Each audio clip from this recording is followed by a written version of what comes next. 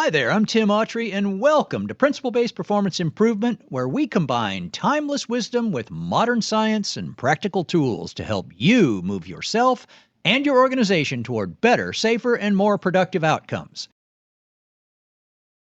So you may or may not have noticed toward the end of episode 1 how I kind of made fun of our efforts to motivate people. Well, there's a reason for that.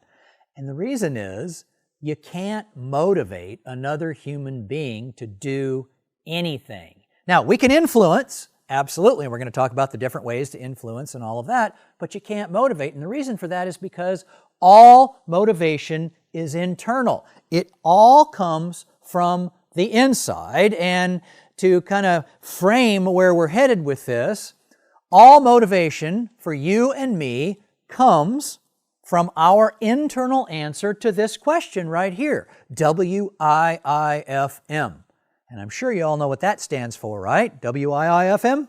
What's in it for me? So, if you are attempting to influence me to do something, I am only going to do it if I am motivated. And I am only going to be motivated if there's something in it for me. So let's begin to develop that a little bit, shall we? So, we're going to talk now about the two primary motivations. We're going to make this really simple.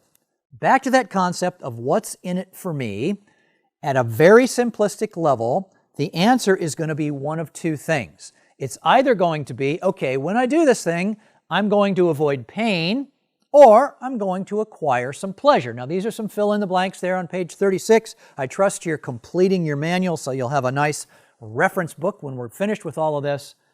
So think about that. We think about human psychology and all this, oh, it's so darn complex. However, it really comes down to this. Moment by moment, you and I are making choices. We make choices to do certain things, which we call actions, and we take those actions in a certain way, which we call behaviors. So at the core of that choice ultimately comes down to, am I going to do this or am I going to do that? Am I going to do this or not do this? The answer to that ultimately comes down to, okay, is it by doing this or not doing this, am I going to avoid pain or am I going to acquire pleasure? Now the question comes up of which one of these is stronger, avoidance of pain or acquisition of pleasure? What do you think? I think the correct answer to that is it depends. It depends tremendously on the situation. Now, one of the examples that I love to use about avoidance of pain and acquisition pleasure, and we usually have someone in a live venue where we can use them and talk with them and get some live answers about this, people who used to smoke cigarettes and quit. And we'll always get into discussion about, okay, why did you start? Well, I got to fit in, I got a buzz, I got to look cool, I got to feel cool. Okay? Is that acquisition of pleasure or avoidance of pain? Obviously, that's acquisition of pleasure. So then once we identify that, it's like, all right then, why did you quit? And oftentimes there's a defining moment for people. It was either a visit to the doctor, or it was having a grandchild born that they want to see graduate high school, or they read something, somebody said something to them, and you realize, the data is in, folks, smoking cigarettes will generally shorten your lifespan and lessen your quality of life. So at some point, these individuals, in an effort to avoid pain, made the decision to go through quitting smoking. Now, let's go back to our discussion we had the other day about comfort zone. You remember around the little guy, there was the circle drawn around that in the comfort zone. Well, by virtue of the fact that it's called the comfort zone, if we go outside of that, it's going to involve a little what? A little pain. Well, one of our primal or primary motivations is to avoid pain. That's why, we had that discussion earlier. That's why it's so difficult once we get outside of our comfort zone to make anything actually happen, because we have to be committed enough to overcome the pain involved. Remember the key insight that I added just to cap that off? Life begins at the end of your comfort zone. Let's get back and kind of get our thoughts back on track here. So all motivation comes from where? It's internal. I cannot motivate you to do anything. You cannot motivate me to do anything. All motivation comes from an internal processing and ultimately to the simple question of what's in it for me. Going one layer beneath that, what's in it for me is either going to be the acquisition of pleasure or the avoidance of pain. Okay, let's continue on. This brings us to key insight number 10. And I really want you to consider this one. And maybe, after you're done going through episodes today, really just run this one through your mind a lot, because this is, again, a very important insight. Now, you remember the other one we had, the choices I make dictate the life that we lead? Well, this is kind of the next layer of that. This key insight is the short-term and long-term consequences of the choices I make are typically different and often opposite. Let's go back to that whole cigarette smoking thing. What are the short-term consequences of smoking a cigarette? Well, I get to fit in, I get to look cool, I get a little buzz. Short-term consequences, you get to be cool. Long-term consequences, it'll kill you dead. So, cool, dead. Short-term, long-term, opposite. Process this one and think about it. And specifically, the next time you're tempted to do something for some real short-term benefit, have this pop into your mind and really think, okay, is this in my best long-term interest? Now, let's talk about the core of the core. We've already talked about a couple of things directly related to this. Number one, when we did the pathway, we talked about the core of all organizational performance, which is what? That's right, human performance. Okay. Then we talked about the source, we talked about the whole person approach, right? You remember everybody has a mind, body, and spirit.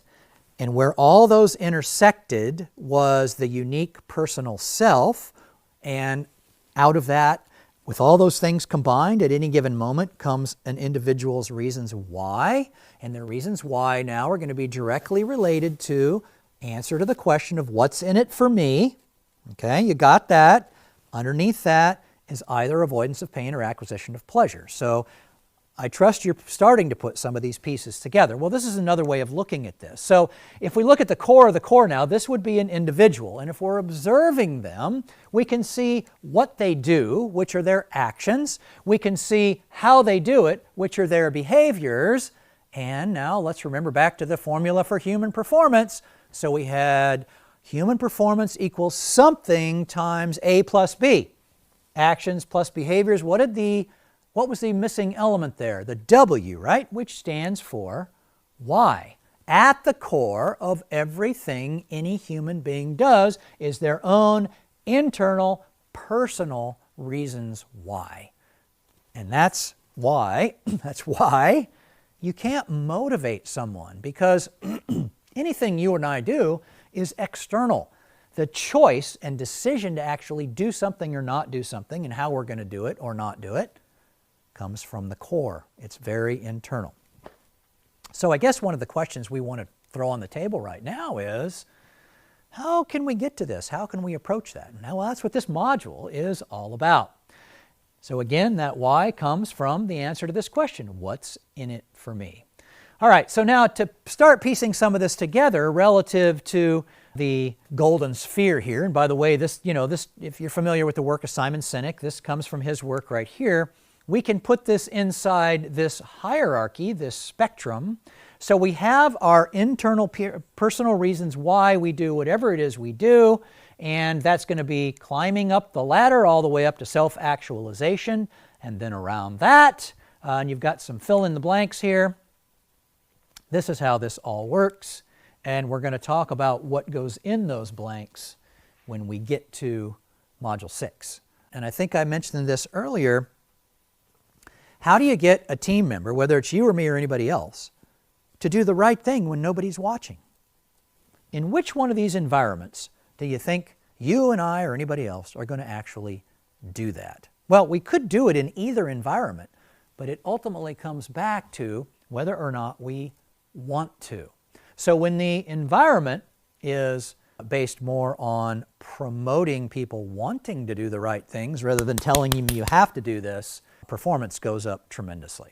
If you're finding these insights helpful, please share them with your friends and colleagues. Help your search engine find more content like this for you by hitting the like button before you leave. And if these PPI messages resonate with you, subscribe to this channel so you don't miss the next one.